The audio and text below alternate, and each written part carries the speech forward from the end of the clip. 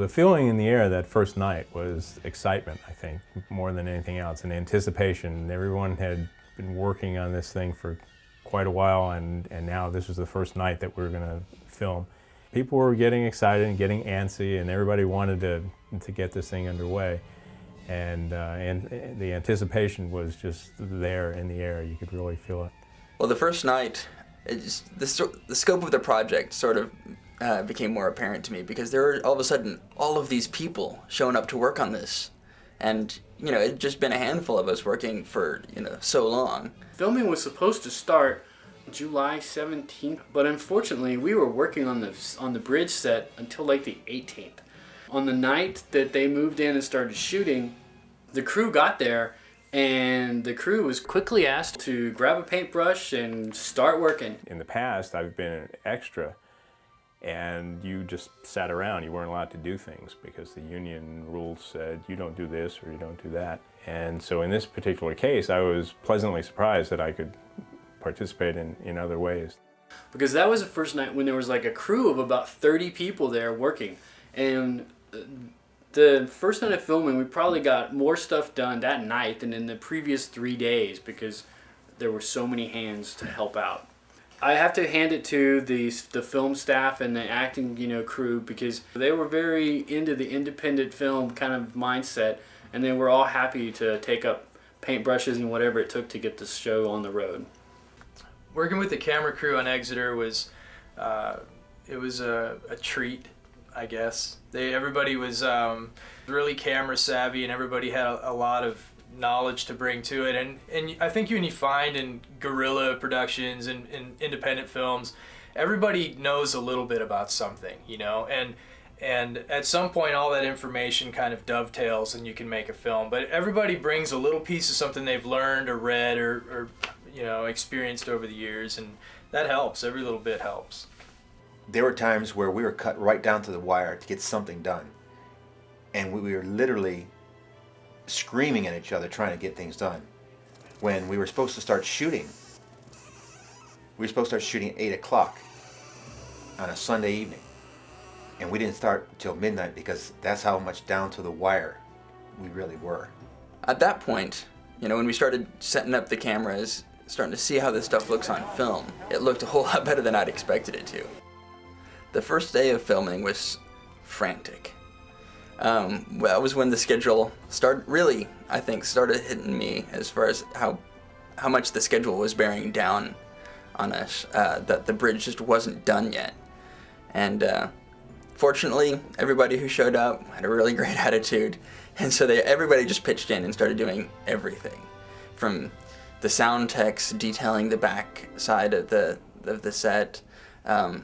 Everybody was just doing everything, and it was a really nice happenstance that everybody was so cooperative. How much time left before it starts shooting? I think 2 hours. I think they want to start at midnight. Midnight? Yeah. You gonna be ready? We're gonna have to be, I think. We're gonna have to be ready. Yeah. All right. That's how it goes, right? You got it. And Lisa and I were on the bridge putting this thing up while they were trying to get this thing shot on time. And eventually somebody did come over and say, hey, you guys aren't in the shot. We need to get this shot. It's going to be the first one. Just don't move. We're going to shoot while you guys are here working. And I thought, oh my gosh, this is kind of cool, but it's way too nerve-wracking. It was a pretty hard deadline for us, and we got as much done as we could. The last thing to go up were the lighting coves. And our science on those had gotten pretty good by the time we got around to building them, but they still took a little while to build. The first day on the set, when the bridge was completely put together, I was really in awe, because the first thing I wanted to do is run to my station and touch all the buttons, because they were really there, and they moved and clicked and lit up, and it was really exciting. There were like 3 or 4 people just dusting and preparing, getting it all ready to go, and it was the real set. So I was completely surprised. I never thought that it would be pulled off like this. And now that it's all piled up in my garage, I look at it now and I see, how did we ever pull it off? But we did. We still had 6 lighting coves to complete, and those would be done tomorrow. The last few hours had been spent setting lighting codes, installing upper display graphics, and lighting all the console buttons and panels. It was 1 a.m., and we were 4 hours behind schedule, but enough of the set was done that we could start filming. After 9 months of planning, 30 days of working in 100-degree-plus temperatures, it was done. I was so tired that night that it really didn't even hit me. We had done it. Against all odds, we had built an exact replica of the 1960s bridge that we loved so much. Looking back on it now, I can enjoy the beauty of this set and all the hard work that so many people had helped us with. I was just thinking how impressed I was that the whole thing had come together.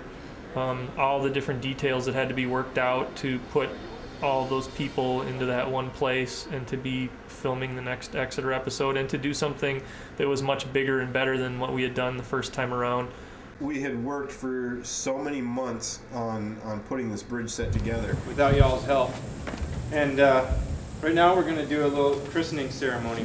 This is the dedication plaque that goes over here on the wall. And so I'm going to set it up there and then we'll get started.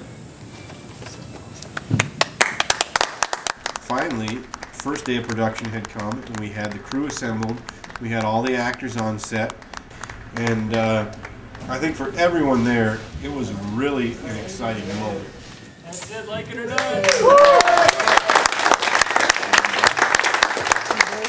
I was thinking to myself, how in the world did I get all these people to do this? That first action was very exciting. This was by far the biggest project that I had been the director of. And so that first action was very gratifying for me. I looked at the monitors, I looked at the stage, and I was thinking, wow, this is cool. I'm doing Star Trek. This rocks. And action.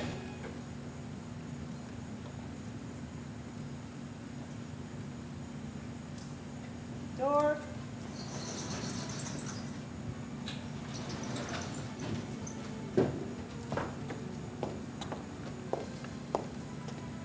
And cut. So tell me, Joel, how's it feel to be finally shooting? I just want to be asleep. You just want to be asleep? Yes. My legs are killing me. It feels pretty good being finally filming. How many hours have you put in? I don't even know. I have no idea. 80 hours a week? Probably. Probably so. June 19th. June 19th, every day, all day, 12 hours. Rolling. Camera rolling. And action. Elizabeth.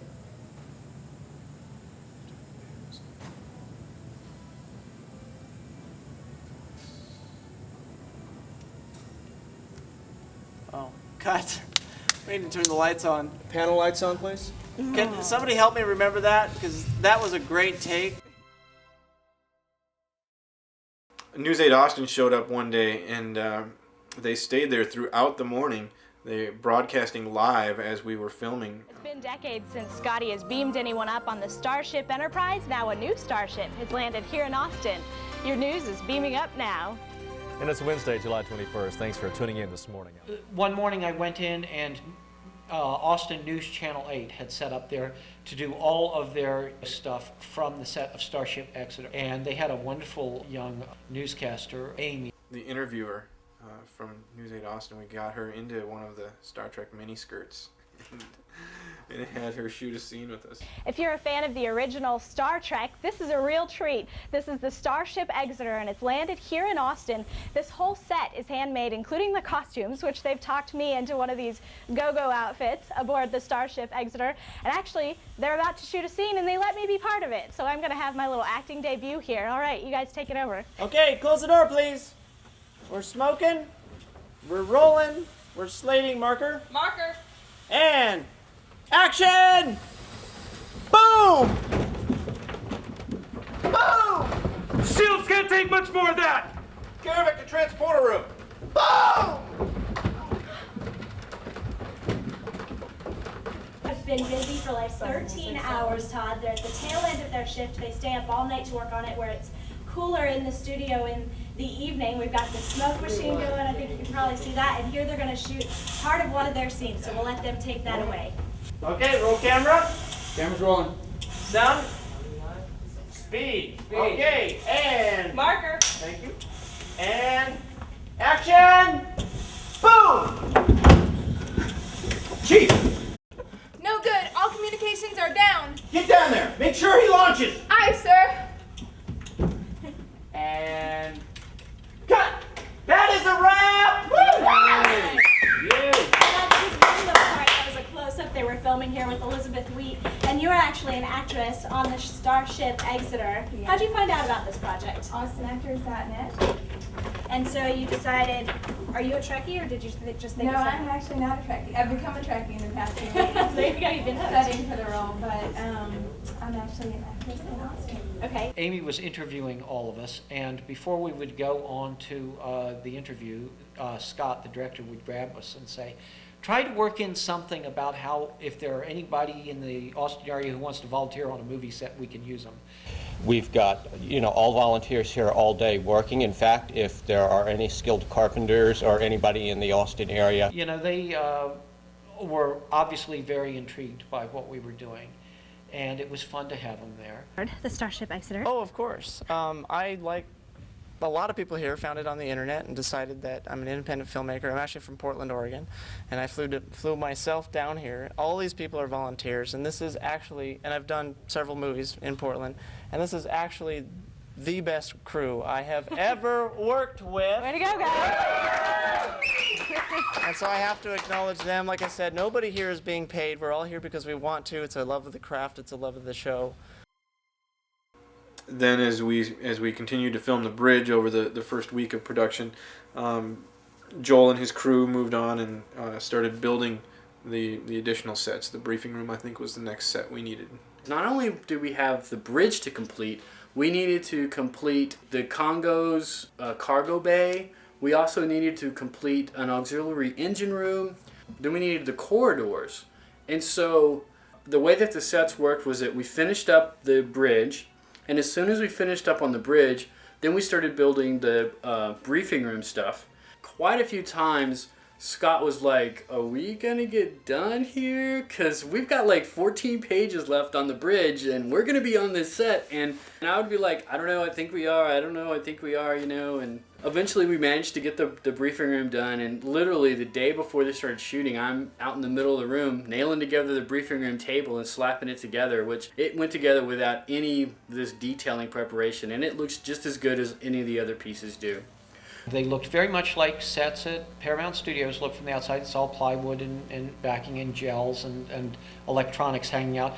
And what I really didn't expect was dozens of sound and camera and crew people running around the outsides of this. Where did these people all come from? Yes. Here we go. Action, please. How about action? And it was just very much like being on any soundstage anywhere. For the most part, I saw people pitching in wherever they could. If we needed to move lighting, they'd say, let's move the lights to this location. Everybody would get up and pick up a sandbag or lights of some sort and start moving things. So I'm building the transporter console, and I figure after 4 days I know how to use a nail gun. And I'm nailing away on this thing and holding it together with my hands because I'm dangerous around power tools. You can see where this is going. I shouldn't be allowed near a power tool. I'm hammering away, and I hit the side of this thing, and there's no nail in the side of the transporter console. I missed. Well, where did the nail go? The nail went into my thumb. I've now got a 3-inch nail driven through my thumb. And I go, Joel! And Joel took me over to St. David's Hospital. And the saddest thing about this whole episode, quite honestly, was that it cost us a couple of hours of 2 people's labor on the sets, which we couldn't afford, because Joel's over here in the emergency room with me. So I can say, I put blood, sweat, and tears into this show, a little bit of blood. And Joel, if you didn't wind up using that transporter console, I don't want to know about it, okay? I bled for that thing. We decided to shoot during the night rather than during the days, and the sole reason for that decision was just the heat. We're shooting in the middle of July, in Texas. During the day, it would get up over 100 degrees. The hope was that by shooting there at night, it would cool off a little bit and we'd be a little bit more tolerable working conditions for the people shooting the film. Okay, everybody settle. I'd never been to Austin, so I have no idea what the heat was like. So I trusted his judgment. Texas heat. Even though we filmed all night, no. It was still hot, and my hair was big afro. A couple scenes we had to redo because my hair was like, woo! We went ahead and started to film at nights, which was a difficult adjustment to make. It was difficult to keep the actors who needed to look good on picture to keep them awake while they were saying their lines. They weren't able to wait for the... I don't remember what the line is. I'm really going to sleep. And it was hard to keep some of the crew awake while saying their lines, including myself sometimes. Well, working overnights was pretty interesting from the point of view that most people worked in their day job, and so they were tired to start with. But then I found myself anticipating the workday at the office being over so I could go work on this, even though it meant staying up all night. And it gave me a little level of energy, and it just kind of recharged my batteries, and all through the night we'd be doing some exciting stuff. Again, I was just amazed by it because this was a 24-hour deal. Even though I went to work, I went home, I went to sleep, I came back, there was always something going on. So every time I came back, it's like, wow, did these people ever sleep? I can't imagine that they put in so many hours in the middle of the night. I mean, we're not talking about they took their vacation time to go and do this. They did this in the middle of the night when they could have been sleeping.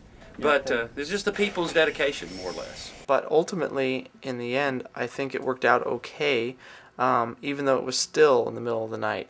People started working with one another and met Jim and you and all the other folks that were putting this thing together. We realized this is a cool project, and it's not some slipshod, throw together thing. This is a really quality production. The first several days of shooting, it was all on the bridge, and everything was going pretty smoothly. But meanwhile, we'd be coming to the studio, and I'd see the daily progress of other sets being built, and it really wasn't happening very fast.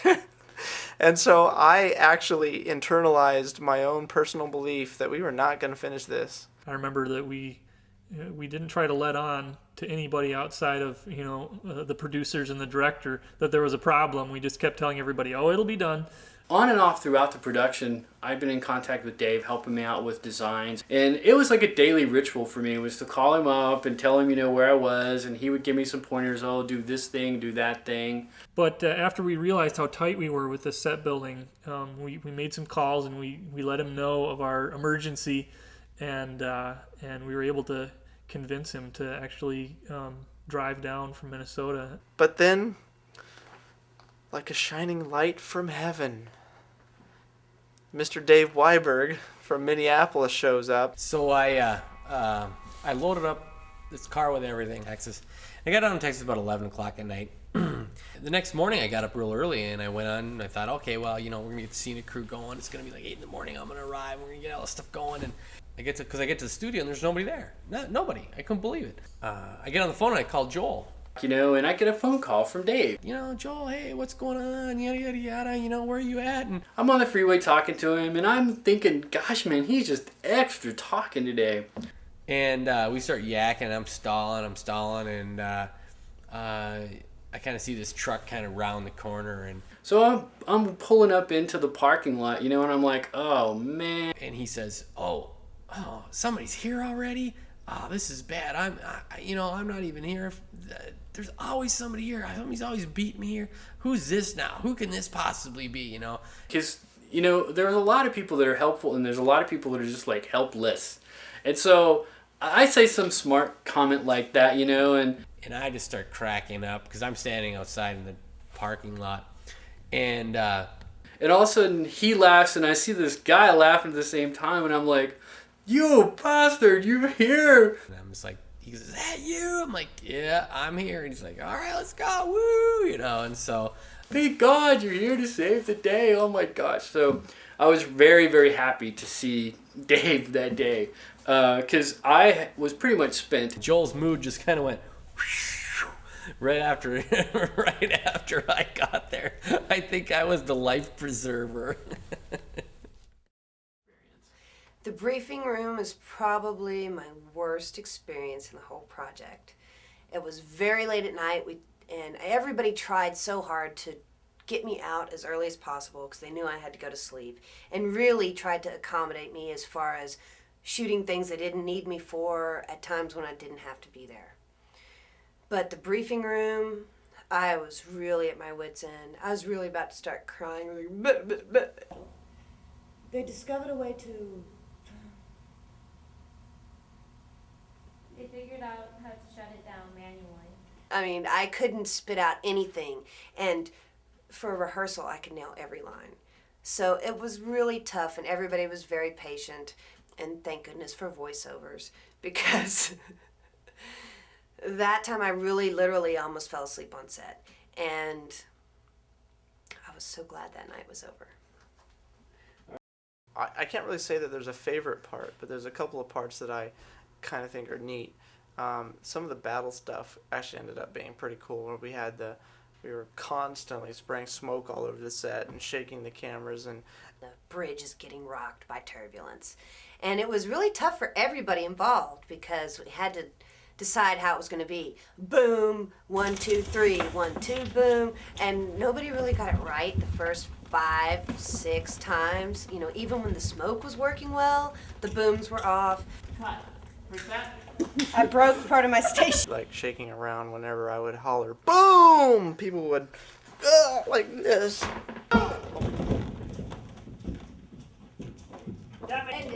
The other ship is closing. One more, here we go. Boom! The shaking and the boom, and the shaking and the shaking and the boom, and that was a lot of fun. I really got into that part. Yeah, sweat's flying everywhere, and oh god, yeah. Look through the smoke, and you know the drama of being under attack. That was probably the most fun to do. Here we go. And action! Boom!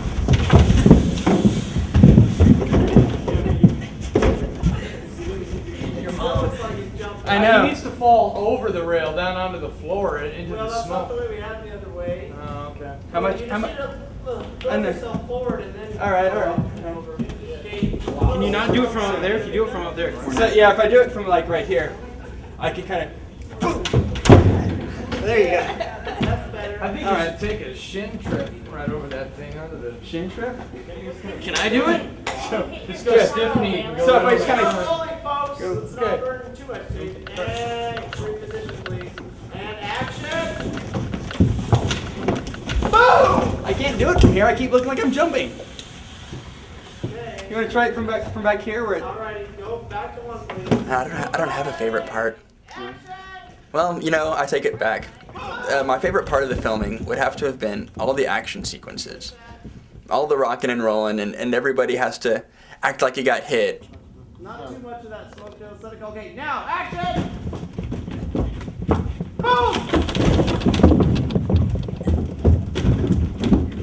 That was good. Print that one. Yay! So when it all finally hit and we all did it, and then you could hear Scott go, "We got it!" It was great. It was great. That was one of the most exciting times because everybody was so excited.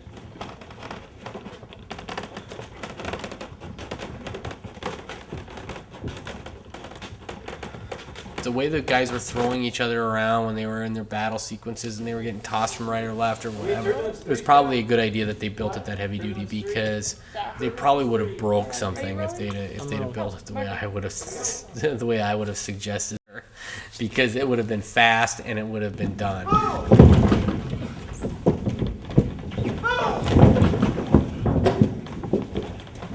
The way they built it, it's going to be around forever. It'll probably outlive them, so it's built that securely.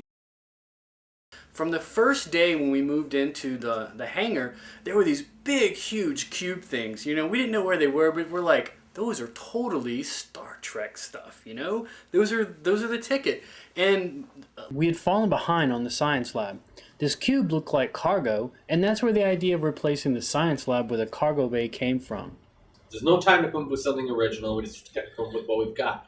And Josh was a little bit panicky about this cargo bay. He thought, well, you know, these guys want to shoot this cargo bay tonight. We got to come up with something. How can we make this cargo bay look really cool? I couldn't believe all the stuff that we inherited from Mike Judge, all the big blocks. Later we find out that Mike Judge's kind of their premise for this was this kind of 60s style of stylized design. That's why they fit so well. We did ask for them. They did eventually say that we could have those. Some of the other cool things that they had were in the Congo's cargo bay, it had these big arches. And you see these arches like 3 or 4 times during our show.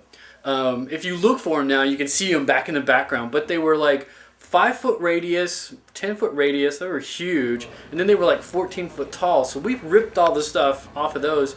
We also got a sign that used to be a Starbucks sign, but in the Congo's cargo bay, the transporter console, that's another piece of set stuff that we repurposed it. We just took the light panels out of the bridge set that we had finished on, and we just stuck them into this light panel and just totally redid it. And I would say, with the exception of the doorway and the hex mesh, and maybe a couple of panels, that entire cargo bay was almost entirely courtesy of Mike Judge. So, thank you, Mike Judge. It looked like a real cargo bay. So we're like looking for some carpet, you know, and we're like looking across the way, and this dumpster's got all this carpet hanging out of it, you know. So we're over there dumpster diving, you know, big time, because we're out of money. We've been out of money since about July the 6th or something like that. So we're working on everyone's credit cards, filling them all up. So we're getting that stuff, and then some guy comes over there, and we're like, oh God, we're in trouble. And he's like, so you need some carpet, huh? So he takes us over to this storehouse that they've got, and lo and behold, they've just got roll and roll and roll of carpet that was used for, you know, one scene and then ripped up out of this auditorium or whatever, and it's just sitting there. So he's like, yeah, take as much of it as you can. So we're just loading carpet into the back of my truck and taking it back. And every bit of carpet you see except for the actual bridge carpet was carpet that Mike Judge's film we're just going to throw away, and we managed to salvage it beforehand.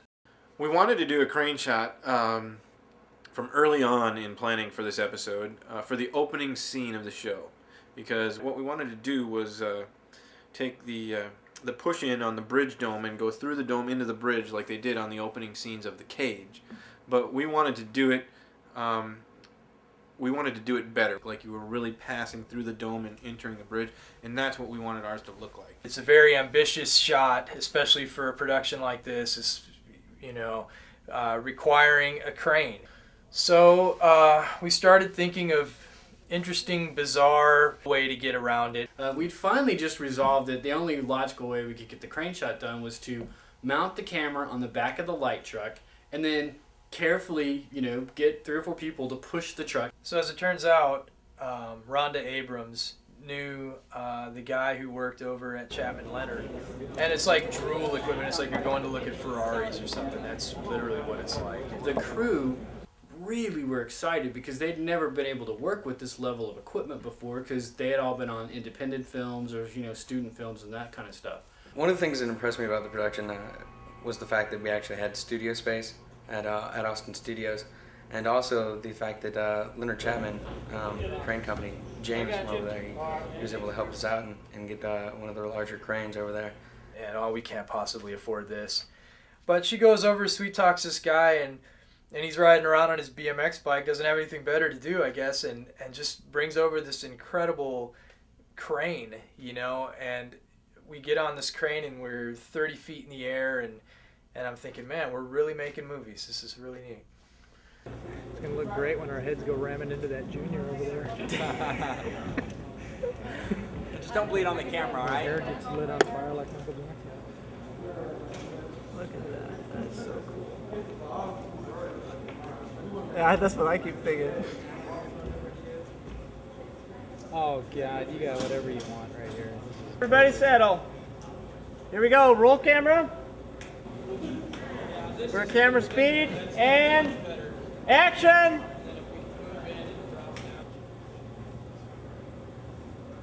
Art. Michael.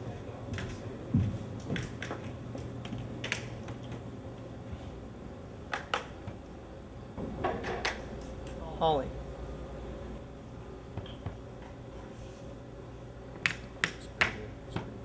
Cut. That's the print. Money shot.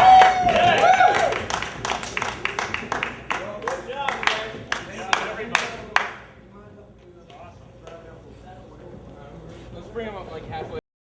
I thought the volunteers on the production side were great, and I thought that the fans that came out and were doing, when they would do whatever, you know, I used them and I abused them. I think you were officially at Austin Studios for 2 weeks, and I was there almost every weeknight for those 2 weeks.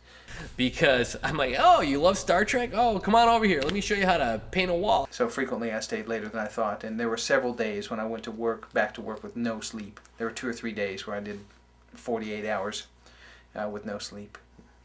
You know, so I really worked those guys a lot, and God bless them, because I'm glad they were there, because if they wouldn't have been there, we'd have been hosed. But there was lots of adrenaline. It made it lots easier.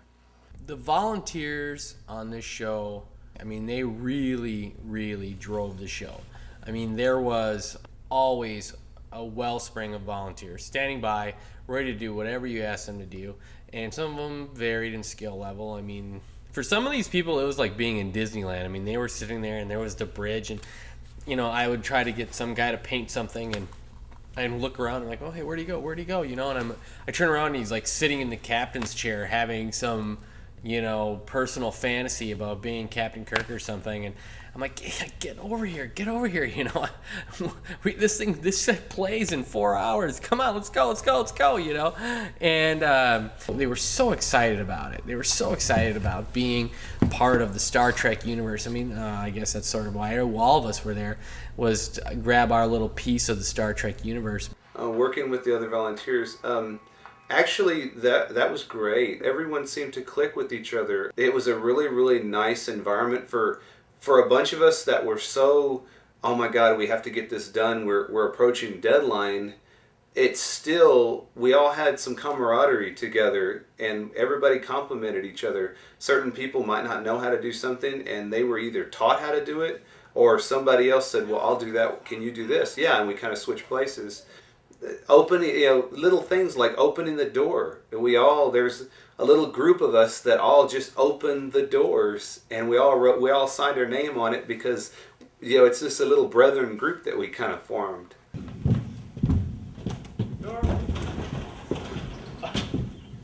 we get the door? Okay, let's see that. Well, he talks too much. Door. Thanks, Doc. Captain. Blah, blah, blah. Harris has a report on that thing. She wants to meet us in the transporter room. Door!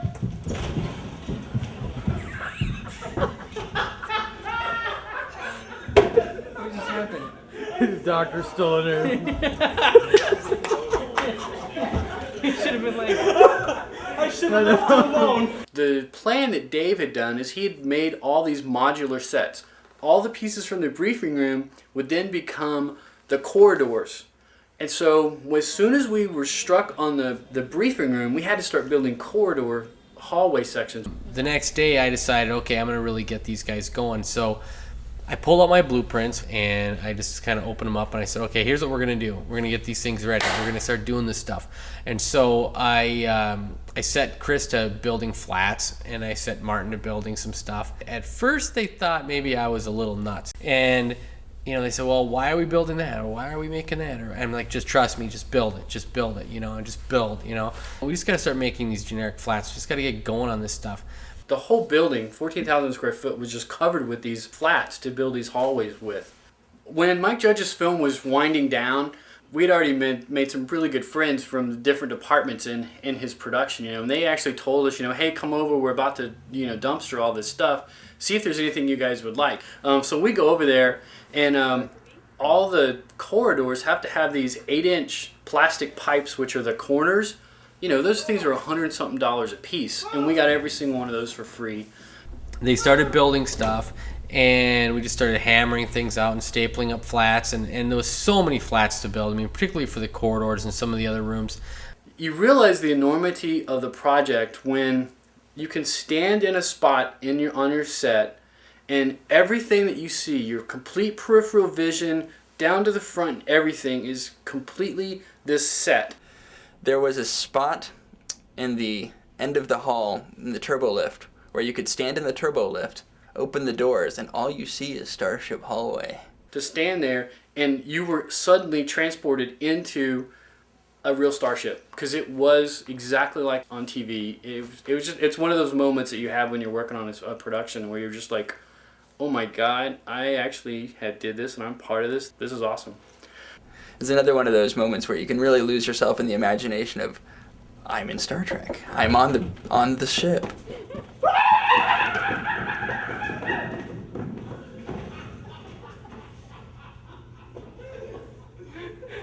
What was all that? Don't go in the lift!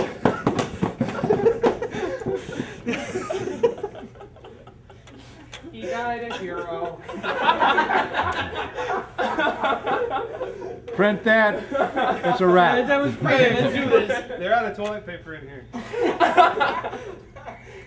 We were fortunate enough to be able to film in the old airport in Austin, and they renamed it basically Austin Studios. What do you do with big, huge, giant empty sheds when there's no longer airplanes in them? We were fortunate enough to get a good deal on the space, and I appreciate that. Well, unfortunately, the problem with putting the movie studio there is the fact that you have jets from the new airport. Camera A is rolling.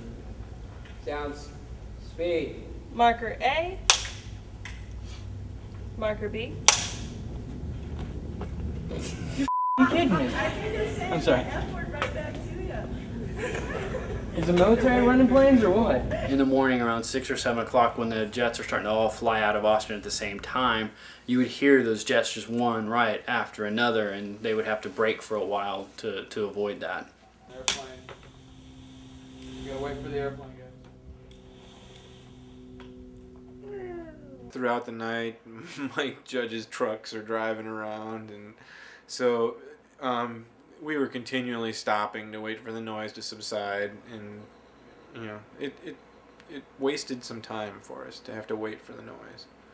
Crickets were another frustrating thing. It was absurd because we'd have a cricket going off in the background, and you could hear this cricket really loud, but you could never find them. There was a torrential rains for like 1 week where it rained a lot. It actually flooded the set one day. After that, we got all these crickets, and they had to have people that were on cricket duty. So I had what I would eventually ended up calling cricket minions. Because all they would do would be go stand over by where the cricket was to get it to stop, and that was pretty frustrating. I do understand that Austin Studios is getting a $2 million upgrade where they're going to do sound dampening on all the stages, and they're also going to include air conditioning on some of them. Although in a budget that we had, I doubt if we could afford the air conditioning. We weren't even sure we were going to get the transporter room together. I had warned Scott. I said, you know, you better come up with a cover set because I don't know if we're gonna get this. I got 24 hours before this thing has to play on the schedule, and I don't know if we can do this. Today is transporter room. That I'll have to pull completely out of my ass since they have nothing for that so far. Here is Mike Judge's film set piece that we stole and have used on a few other things. Here we have the door to the briefing room, which will turn into the door to the transporter room set. And, well, transporter room set's gonna live somewhere in here at some point. So, back to you soon. We had to wait until we were done with several sections of the hallway because several of those hallways parts were going to become the interior of the transporter room. So as soon as we thought we might be finished with those, they were striking those sets, and we were trying to build the set while they were shooting on the other parts of the hallway sections. So that was a little complicated because here we are banging and sawing away like crazy men, and then they're like trying to go quiet on the set. So places of tension, that was about the only place there was tension. I have to take my hat off to Dave. He had red cape. He came out of nowhere. It was like, and yeah, he really, really made it happen. I warned him ahead of time the night before, and then in that, everybody was there, everyone was on board, and Cody was there, and Chris was there, and I said, well, guys, let's just go for it. We're gonna do it. Nothing had been done on the transporter. All my blueprints and everything that I'd sent down had nothing, not a single piece had been done. So there was no decks for people to stand on. There was nothing had been built. So what I did was I cannibalized bridge decks, and I didn't want to cut holes in them, so I just kind of juxtaposed all these little deck pieces together to kind of create kind of a hodgepodge of the circle to make the support for the understructure. Then I laid some plywood on top of that. We whipped that thing together, and I was running on about 2 hours of sleep. I just kept going and going and going. I was determined to get that thing. Once I got a taste of it, I really felt like, okay, we're gonna do this thing. We're gonna do it. I just felt a taste, and that's all I needed, and that was just go. And I grabbed anybody and everybody I could, from Buford to Josh to anybody that was willing to shoot 2 screws into a wall. I had them working on that thing. And there were several days where everybody, the rest of the cast and crew, were put to work to get the sets completed at the last minute. And we, within a matter of an evening, we basically had built most of the transporter room. When I get in the morning, the complete deck of the transporter room is done. All the walls are up. The top has been put on top of it, and the moire pattern has already been hung. And the only thing left for me to do is to build the staircases. And I was really thrilled with how it was coming along. I mean, we had to make modifications. The doorway is the briefing room doorway. It's not the actual, with the actual transporter room doorway. It's a little different, but you just have to make concessions because we did get it. Again, it was one of those 24-hour sets where it was a stack of wood, one day, and the next morning they're filming on him. So I get there at around the 8 or 9 o'clock hour. We're doing the detailing on it. By late afternoon, we've got the little crown set. We've hung the little cans on the top and everything.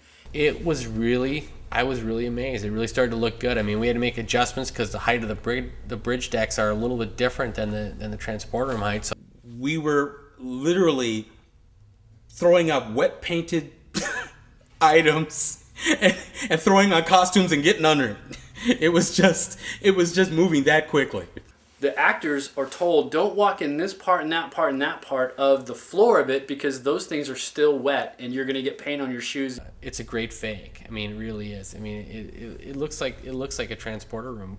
I really felt good about what we accomplished. And that front part of that curved part of the roof of the transporter, that was me. Yeah, that was the botched carpentry job that I threw together. The night I got to fight Tressaurian, I'd been looking forward to it for 2 weeks of production. It was one of the last nights. Basically, I ran in the room and I had my phaser, and what happened was he hits me and he pokes me in the ear with claw. Art realizes what happened. Art reverts back to his normal personality and he goes like this, "Oh." And it was just the funniest thing to see, like this huge alien going like, oh no, I can't believe I did that to you. And I'm looking up and I'm trying to stay in the scene, like have my, gun, and I'm like, I'm gonna, kill you. And then I see him do that and I just lost it. Like died laughing. You come after her, come on. And you smack her. Oh, she goes down. Moving over. The zap. Okay, what happened? By the way, the Tressaurian was being played by Art, who was also working on the crew, and Art is the sweetest guy ever and just a very kind, gentle soul. The crew was fantastic. I really can't say enough about the crew. I mean, they were really, really top notch. I guess I might divide them into two camps, because there was the fan volunteers that were just there because they just love Star Trek, and they just worship at the altar of Gene Roddenberry, and this is their life. They sleep in Picard jammies, and then there's the volunteers that were there because they were production people. That they may or may not have been Star Trek fans, but they were volunteering because they wanted to be part of the film process. There was a lot of very talented people, even people that have never made a movie before, actually did quite well, and almost like they were naturals at it. Because they were looking to maybe move from being a grip to a gaffer, or that process of moving up through the ranks in film. You have to spend some time kind of working your craft, on smaller, sometimes free projects in order to get your chops down before you can really go out there and kind of hang up your shingle. B. Marker.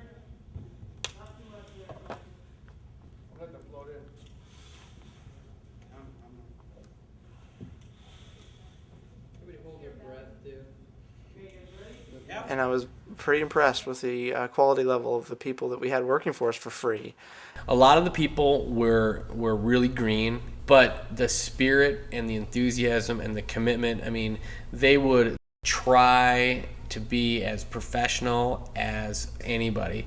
And they just really, really, really impressed me. And their willingness to sacrifice so much time in helping us get this done, I was pleasantly surprised. Camera's rolling, been slated. We have it? Oh, right. Okay. No, Keep up now. Action, please. Your.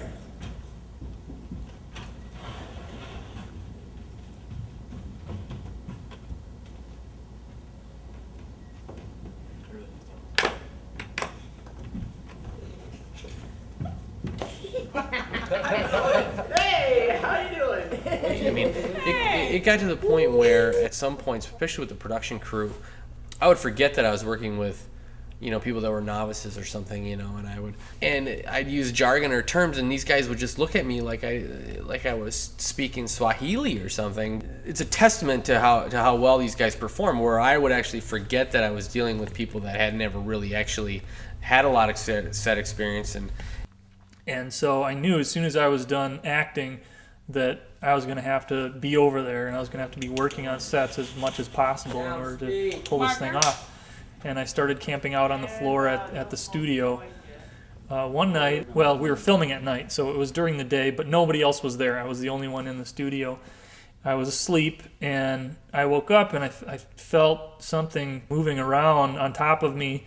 I realized that a little mouse had decided to crawl up on top of me and was moving all over on my clothes and stuff. And so that was my wake-up call that day, was being woken up by this mouse that was crawling around. And I would have to say that was probably my most memorable moment. It all seemed to run together, and by the time the 2 weeks were over, it was like we had made good friends on the set and enjoyed doing the work, and so that became kind of a part of your life that goes away, and it's gone, and it was very disappointing. I think everybody was sad to see each other go on the last day of shooting, when we're not going to come back. It's all over. After spending the time in Austin filming the live action portion of the show, and knowing that we had actually filmed a complete episode, that was really a good feeling. I still was really interested in watching over the dailies to make sure we really had everything we'd need and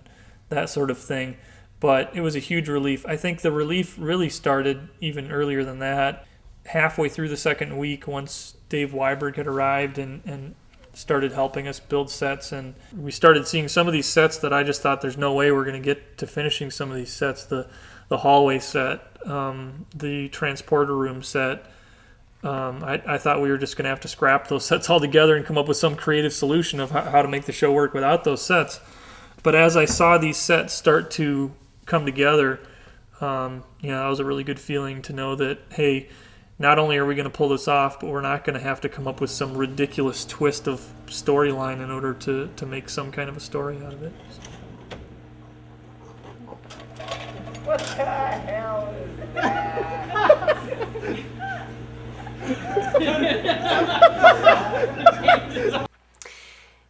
number one thing for me that was discouraging about the show would have to be my hair, because I thought for sure it would all fall out. Internal sensors indicate that the transport has been activated. And luckily it didn't.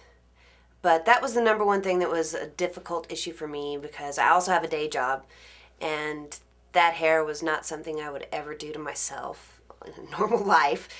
But it was fun, and I went with it, and actually some of my coworkers and employers even liked it. So So it's just a matter of trying to cut corners and trying to do stuff under time pressure, and and a lot of the nights we were there, we were working sometimes 14 to 16 hour shifts at a time, and so towards the end, of course, everybody was starting to get a little frazzled and that kind of thing.